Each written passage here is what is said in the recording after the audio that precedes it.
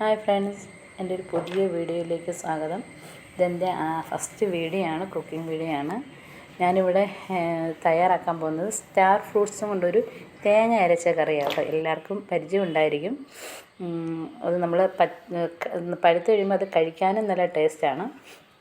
നമ്മൾ കറി വെച്ചൊന്ന് നോക്കാം. ഇത് നന്നായിട്ട് അതിൻ്റെ ചെറിയ കുരുവൊക്കെ ഉണ്ട്, അതൊക്കെ കളഞ്ഞ് ചെറുതായിട്ട് അരിഞ്ഞ് വെച്ചിട്ടുണ്ട്. അതിന് ചേർക്കാനായി ചെറുള്ളി, പച്ചമുളക്, കറിവേപ്പില ഇതെല്ലാം നമുക്ക് ഒന്നിച്ചിട്ട് ഉപ്പും കൂടി ഇട്ട് നമുക്ക് വേവിക്കണം. ആവശ്യത്തിന് ഉള്ള പച്ചമുളക് എടുക്കണം. ഞാനിവിടെ കുറച്ച് പച്ചമുളക് എടുത്തിട്ടുള്ളൂ, കാരണം കുഞ്ഞുങ്ങൾക്ക് എരിവ് പാടില്ല. അതുകൊണ്ട് കുറച്ച് പച്ചമുളക് എടുത്തോളൂ. നിങ്ങളുടെ ആവശ്യത്തിന് പച്ചമുളക് എടുക്കുക. അരപ്പിനായിട്ട് അത് എഡിറ്റിങ്ങിന് കറക്റ്റായിട്ടില്ല, തേങ്ങയൊക്കെ അവിടെ എടുത്ത് വെച്ചിട്ടുണ്ട്. തേങ്ങയും ചെറുജീരകവും വെളുത്തുള്ളി, മഞ്ഞൾ. അതിൻ്റെ അകത്ത് നിങ്ങൾക്ക് പച്ചമുളക് ഇടണമെന്ന് ആവശ്യമുണ്ടെങ്കിൽ നിങ്ങൾക്ക് ഇടാം, എരിവിനനുസരിച്ച്. ഞാൻ ഇട്ടിട്ടില്ല. നമ്മൾ ഇതെല്ലാം ഉപ്പിട്ട് നമ്മൾ ആദ്യം ഇത് നന്നായി വേവിക്കണം. വേവാൻ ഒരുപാട് താമസമൊന്നുമില്ല, പെട്ടെന്ന് ഇത് കിട്ടും. പിന്നെ നിങ്ങൾ വിചാരിക്കലും പുളി ഒരുപാടുണ്ടെന്ന്.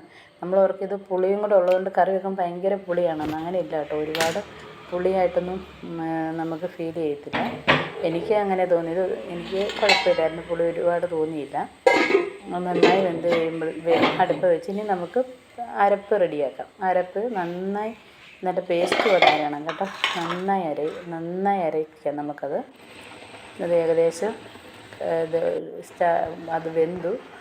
ഇനി നമുക്ക് അരപ്പ് നന്നായി അരച്ച് പേസ്റ്റാക്കി എടുത്തുകൊണ്ട് നമുക്ക് ഇതിൻ്റെ അകത്തോട്ട് ചേർത്ത് നല്ല ചൂടാക്കി ഉപ്പും ഒക്കെ പാകത്തിനാണോ എന്ന് നോക്കാം. എല്ലാം നോക്കിയിട്ട് അതൊന്നും എഡിറ്റിങ്ങിൽ കറക്റ്റായില്ല കേട്ടോ. നമ്മളത് പാകത്തിന് ഉപ്പൊക്കെ ആക്കി നമ്മൾ മാറ്റി വെച്ചു. ഇനി കടുക് കറക്കാനായിട്ട് ചെറുള്ളി ചെറുതായിട്ട് അരിഞ്ഞത്, പച്ചമുളക്, കറിവേപ്പില, ഇത്രയും നന്നായി കടുകിട്ട് എണ്ണ ഒഴിച്ച് നന്നായി കടുകിട്ട് ഞാൻ മൂപ്പിച്ചിട്ടുണ്ട്. നന്നായി മൂത്ത് വരണം.